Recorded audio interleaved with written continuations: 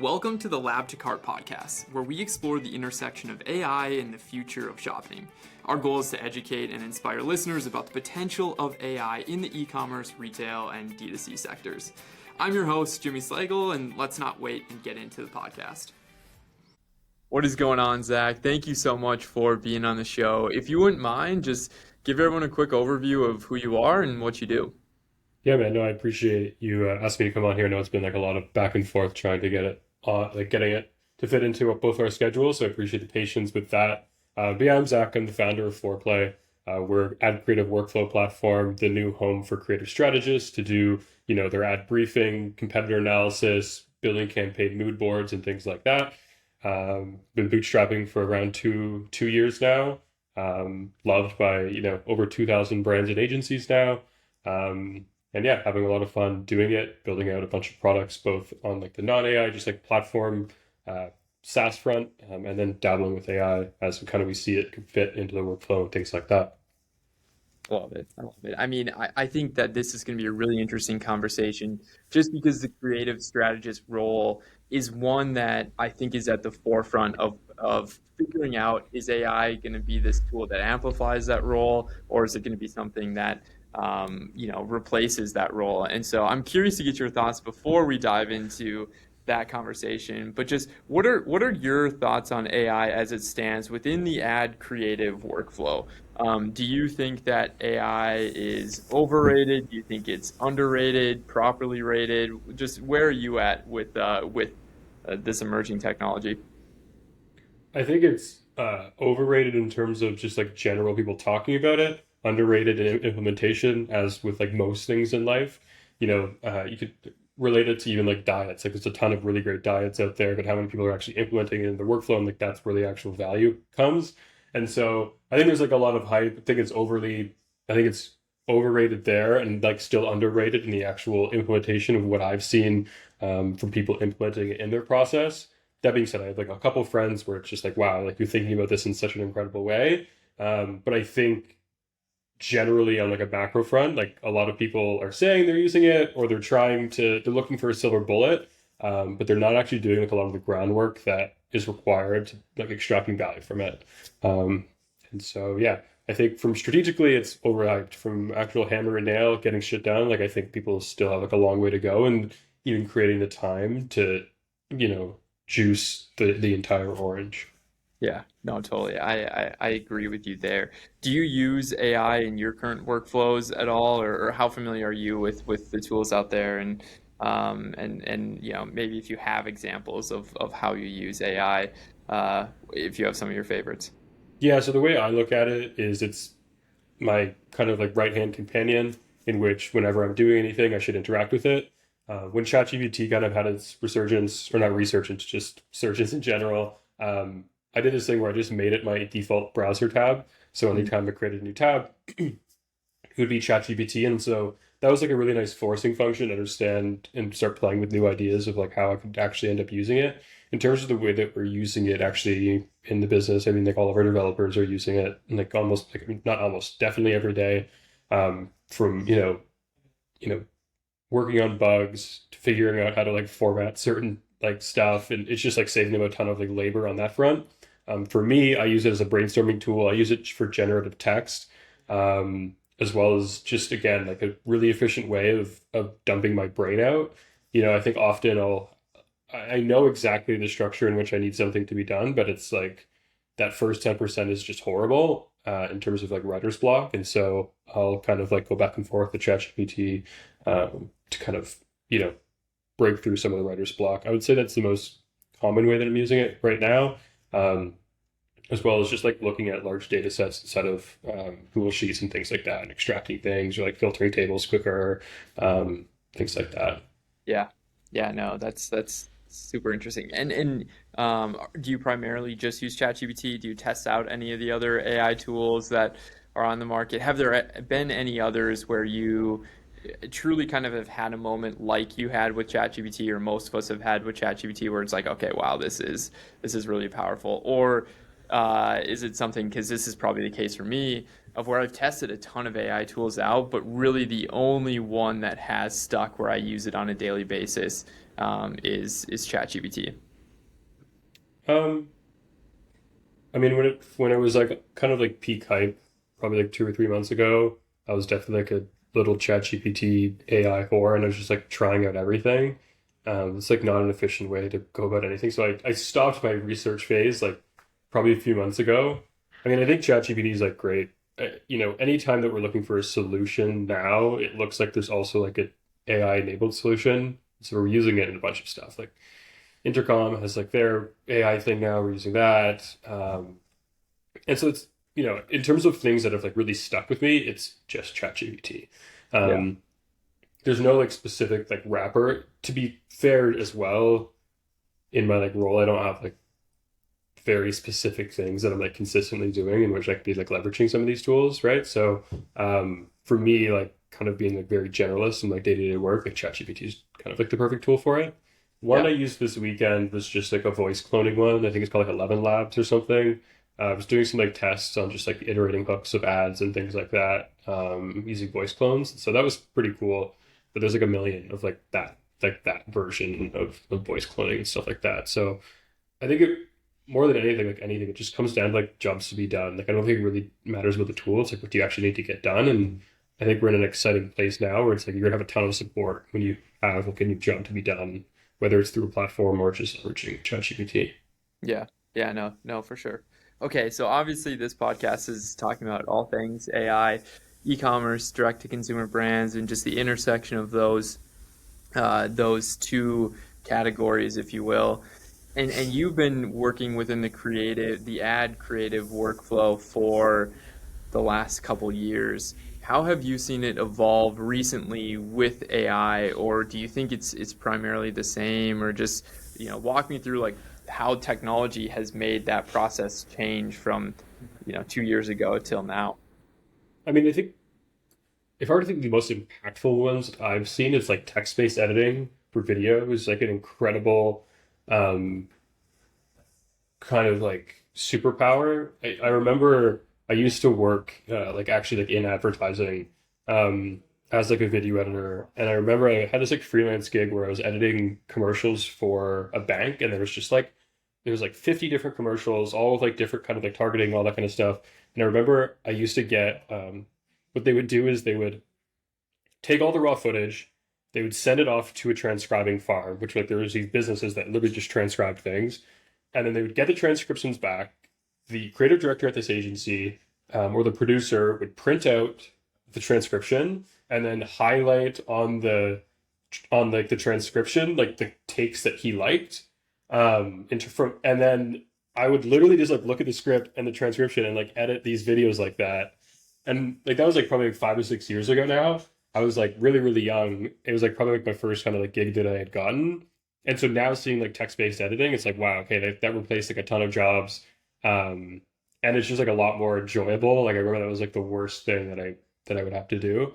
And so I think text-based editing is like a large piece in terms of working through lots of content, especially as like content creation just like scales up. Like people are just shooting more content consistently all the time, and so that's pretty big. I mean, like that's the one that really stands out. I think like Mid Journey is like really cool from like a creative director point of view, creating like mood boards to like send off to a cinematographer or an art director or something like that. Like again, you would need if you wanted that level of like detail of visualizing your imagination before, you would like need to work with like a matte painting artist or a 3D artist to like come up with ideas. And just like now you can literally get high production value stuff. I think those are the two biggest things. Kind of more like intermediate, entry level ad creative. I think from like a copywriting perspective, there's been a lot of movements in terms of just like give me 10 different versions of this headline. Like that's pretty big. And so I think it's, if anything, it's just like it's taking all the things that we all used to do anyway and just, closing the gap between this job needs to be done and this job has been done. Um, from like an actual generative from like a zero sum, like create me an ad, I haven't seen anything that's worth the time right now. And I Yeah. think like generally most people should be like thinking like they shouldn't be looking for that silver bullet right now because like when it's available, it's like you're gonna know that it's available. If you just think about how quickly ChatGPT everybody knew about it and how quickly it was to onboard, I don't necessarily think you need to be a first mover with a lot of these things and like trying to look for it. I think you know you're going to be well aware of what's out there and then just try to shift your mindset to when you have a job to be done seeking out some sort of solution to multiply your time and your effort and things like that. Yeah, yeah, that's really good. So what do you think and what are you predicting will be that next part of the, ad creation process that you think AI will have the biggest impact in? Because I think, one area that it's probably had is just helping with inspiration, like using it to write scripts or even voiceovers for that matter. Like AI is now able to do that. What do you think is going to be the next part, based on whether it be conversations, intuition, potential tools or demos that you've seen, where you think AI is going to be able to kind of like continue to advance down that line of the whole cycle? Iteration of already existing assets that are currently being spent on either Meta, TikTok, whatever it is. You have an incredible amount of data coming back to you from these platforms about like what part of this asset is potentially working. Um, and so, I have this like general idea that like most creative people like shouldn't really be spending their time doing iterations because like you kind of with an iteration it should be done, and so it actually creates like there is zero creative brain power needed, and so using a creative brain to do something that's laborious is just a waste of time, and like general energy, general morale, and so the one that I'm excited about and where I think it's going to happen sooner than later is just like remixing of currently existing assets, testing new hooks, testing new call to actions. Um, like I was saying, doing like the voice cloning for testing out different hooks and things like that. I think that's like the lowest hanging fruit. And if you just look at the most successful creative organizations that are like scaling through paid right now, like one consistency between all of them is that they have like a really great process built out for iteration. But again, it's a process that needs to be built out. People need to be installed and it needs to be managed. I think, and it's also relatively like ones and zeros, yes and no kind of a process to go through iterations. And so I think that's going to be the next big piece. And I think it's also just like a one that should be really done. Like I don't think any like video editor should spend their time swapping out a hook. Yeah. Yeah, totally. I don't know if you're familiar with it, but ReachArm is a tool. I don't know if they use AI or not. I personally haven't gone through and tested it, but I've met the founder, Mm-hmm. and that's one where they essentially allow you to kind of remix different like UGC style videos, swap out hooks to keep testing because that's the name of the game. I mean, it is a volumes game when it comes to creative, and how can you just be able to test a ton of different ad creatives on Facebook, TikTok, whatever. So I think that's definitely a good take from from what that next phase will be. And I don't know if you saw it, but even like GPT-4 can now recognize images. And so what I've seen someone do already is they'll upload a static ad and ask ChatGPT what are 10 different variations of this ad that we Mm-hmm. could, use to again help with that same process of just getting more ideas and inspiration for more just more ads. Yeah, I think with a lot of that kind of stuff, I've seen a lot of these AI tools be just like summarizing scripts and being like, give me like a score based on the script. Like, that's actually not the hard work. It's like the hard work is actually like going and finding those assets in your fucking Google Drive folder, finding the original project file, swapping out the clip, putting it back into the ads manager, spending on it, tracking the spend. Like that's where the actual like labor is. Like I think if all of us, if all we had to do is like look at Facebook Ads Manager, look at the data, and be like, oh, I wonder what we should test in terms of ad creative. It's like you can come up with that solution. Like, is it nice that AI is just like spitting out these ideas? Yes, but it's like anybody with like a little bit of intuition can actually like understand that and know that, and like they have their finger on that.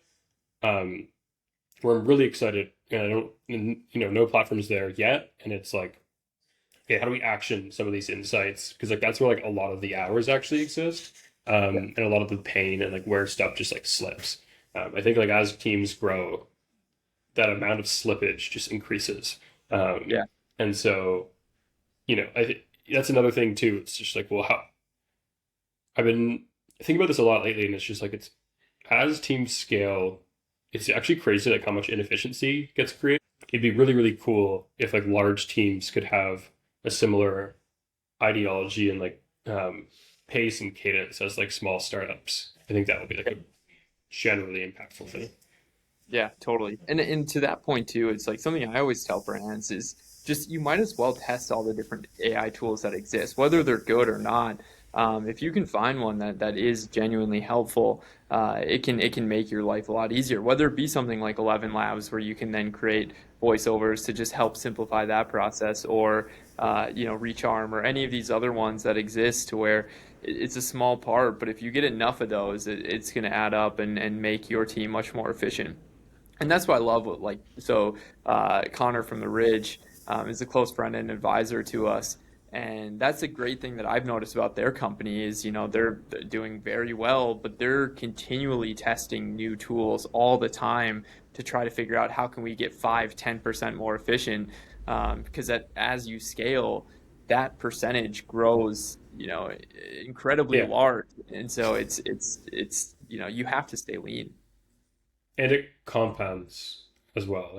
One, you have like the slippage that compounds, but then if you can like actually like flip that around as well, you're compounding in the opposite direction. So I think it's um, if AI can even like allow teams to remain smaller for longer, I think that's like an interesting thing. Yeah. There's like no like there's a lot of reasons why like Elon like fired most of Twitter, and it's not just because he was burning money. It's just because like it wasn't an efficient organization, and so you know it comes down to like the innovator's dilemma and all that kind of stuff. The reason why startups exist is to disrupt the incumbents because they can move faster. And so the longer that companies can stay in that stage, like the more impact that they're going to have, and like the further that the bar raises for the startups to um the bar that they need to disrupt. So I think it's incredibly exciting in that way as well. Because I think the most exciting part of a company is like early on. Yeah, for sure. I mean, there's very few things more magical than a startup that goes from 0 to 1, and truly Mm-hmm. figures it out. Zach, obviously you work with a ton of different e-commerce brands, direct-to-consumer companies. What's the feedback that you're hearing when it comes to AI? Like, are a lot of people pushing for foreplay to start releasing even more AI products, or just walk me through like kind of the feedback that you've been gathering so far, when it comes to how you guys have started to implement AI within your business already. So I mean, we help people write scripts, makes it easier for inspiration in terms of filtering and sorting. If I'm being honest, what I hear from a lot of people is just like they still are there's a there's definitely like a hurdle to get over in terms of implementation, and that's what I was saying. It's just like people have a bunch of ideas, but it's actually implementing it in your business, and like whether that's maybe bringing on someone as a consultant to actually like build out the systems required to kind of like feed these AI systems, which like right now like a lot of them can connect, but like they're also like kind of stupid. Like they don't connect to every part of your business. Like they kind of just have like their data set and like whatever you feed it, and like they don't update dynamically. Again, I'm speaking broadly. There's like specifics in which this doesn't exist, but like um, more than anything, it's like the feeling that I get when talking to customers is that they like things that keep them on track more than anything.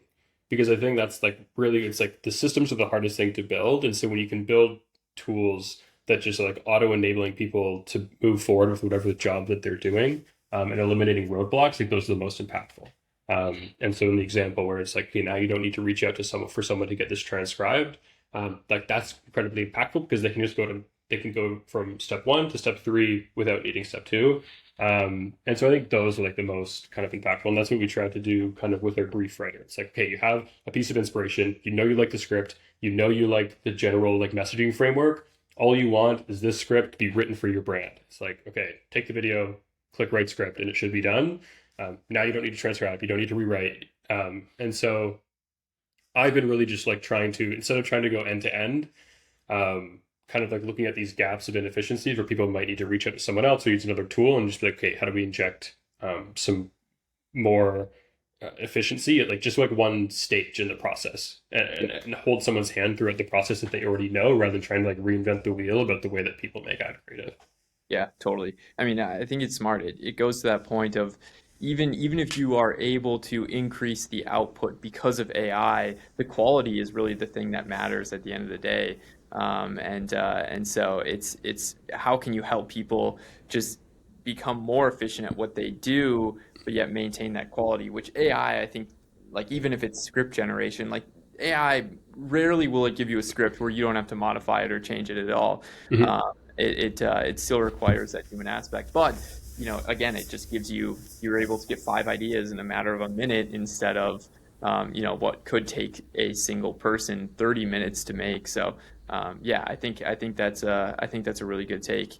Another question that I have for you, Zach, too, is do you think we'll get to that point at which I almost think of it as like we're almost in a Henry Ford moment of where if people were to ask him, what would they want, they would say a faster horse, not necessarily a car. Do you think we are getting to a point at which there are a lot of people out there building faster horses for this whole creation, but do you think that there's going to be a tool that comes in that is, mid-journey except for video ads or something along those lines where all it takes is a text input, and you're able to create a realistic video ad. Do you think that we're going to get to that point soon, or do you think we're still pretty far off from that being a norm within this space? I think we're still pretty far off. I mean, far off is like relative. Yeah. So I mean, like 5 years is going to feel like an eternity based on like the way things are going right now. And so I think it's like something to like not really worry about. And I think another thing to like even potentially think about is like because we're living through it, we're also the people that get to like form potentially what that actually might look like. And so just being like an active participant in what's available right now, um, is actually what's going to lead to kind of this outcome. Kind of not waiting around for it, not pontificating too much about it.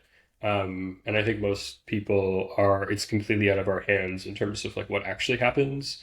Um, and so, I mean, like potentially, the question is, it's like if everybody just has the ability to generate ads with a text prompt, and then there's a AI that, consistently iterates them forever. And I guess like when does the new baseline become established? Hmm. Um, at the end of the day, I think it generally what you see is like the top sort of percents take like all of the market, um, and so even if that establishes the baseline, the actual question that really matters is like how are you going to get an edge on the baseline?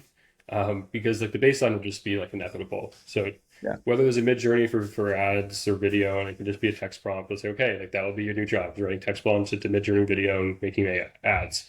But everybody's going to be doing that, and so what's actually kind of interesting is like when you're living through all these things, trying to look kind of like really detailed into like what you're actually doing. Like how can I actually get an edge doing this? Because even right now, like what I was saying, that people aren't doing that. Like the gap right now is on the implementation side of things. And so if you're not really great at implementing what we currently have, which is like pretty rudimentary, when we do have this kind of like done for you sort of utopian future, um, I still think that there needs to be like systems in place and people to be kind of like pushing it forward and um, beating out competition. Yeah. So yeah, Yeah, no, it's really interesting. I mean, that is the question is if AI is making all of our ads, AI struggles to be able to learn anything that's never existed before, and that's where the human creativity comes in. Is a lot of ads that are created are made from this perspective of no one potentially has seen this before. Like I love the concepts. I forget the exact name, but it's like where they'll have like a video game of like the car going down the hill on one half of the screen and then like right. the actual ad on the other. It's like I don't think AI would ever be able to come up with that on its own. It's humans that thought like, well, hey, maybe if we have this more creative way of keeping people engaged, that the ad will perform better. So I think there's always going to be humans that have to allow the ad quality to and creativity to increase the ceiling. But I think AI is going to be able to then, start to match that over time. But humans will always have to push it above to keep iterating in the space. Yeah, I mean, the actual disruption might not actually be, it might be way beyond the bounds of which either of you or I are like working in right now, which is like right now we're talking about ads that are on these like stupid phones where the iPhone hasn't changed in 10 years. And so the Yeah, change might not actually be a mid journey to create video. It like might be a whole new medium totally. in which like that's the actual disruptor, right? Like how much can we, optimize 16 by 9 video? I don't know. Yeah. Um, I think it's like a lot more likely that the you know medium which we decide to consume, or the medium in which we research what's best for us in terms of things to purchase or things services to purchase, might just be completely disrupted, and I think that's a little bit more interesting. I would be like weary if I was like building a startup purely, and if it was like a moonshot startup, meaning building the utopian end-to-end solution where I was like optimizing for these like stupid things in our pockets that haven't changed that much in 10 years. Yeah, no, for sure. Okay, so last question I always love to ask people is what is that one kind of, I don't know, hot take or just piece of advice or something that you have around AI, especially within how it's being used for e-commerce brands? And I like to keep this a little subjective or vague just because I like to see where people take the question in general. But, a good way of framing it is like, if you could tell one or if you could tell people what is that one thing about AI that they should know, what do you think that would be for you? It might be your ticket to go outside, and it might be the thing you should optimize for the most. I think what's interesting is when you look at like people when they've reached like the highest level of freedom, like let's just say like billionaires and things like that. Like most of them like don't really spend much time on laptops. They tend to get homes in the middle of nowhere with nobody around. And so when implementing AI or like trying to like think about how it could, potentially benefit your business, there's a potential that this also might be the most human thing that we ever create, in meaning that like it actually could just like give us a ton of time back. Mm, Um, and so that's the way that I've kind of been like thinking about it, not being like, oh, how can I like cut costs, but just like, okay, well, like, is there anything I could do here to like just like cut an hour out of my day, like whatever, and like I'll probably end up just like working with that extra hour as well, but potentially optimizing for that um, might lead you to like the actual like meaningful outcomes rather than just like, oh, now we generate more blog posts than we did before. It's just like, okay, like whatever, like does that have actually any impact? Like, and so yeah, I guess that would be. I don't know how hot of a take that is, but no, uh, that's really good. That's really good. I mean, yeah, I like that. That's probably the first time I've ever heard that AI can actually make us more human than we've ever been. Because to your point, like AI has the potential to help us save 5, 10 hours a week if we truly know how to use it, and that will only get, more impactful over time. The big question to your point is just like, what do you do with that extra time? Do you fill it with more yeah, work or not? But nonetheless, like it's just your decision of how you want to spend it, which is really cool. So yeah, that's a good perspective. cool, man. Zach, thank you so much for coming on. Seriously, this was great. Always enjoy chatting, and I know that you're on to something big. But yeah, I appreciate you coming on. Thanks, man. I appreciate it. Yep.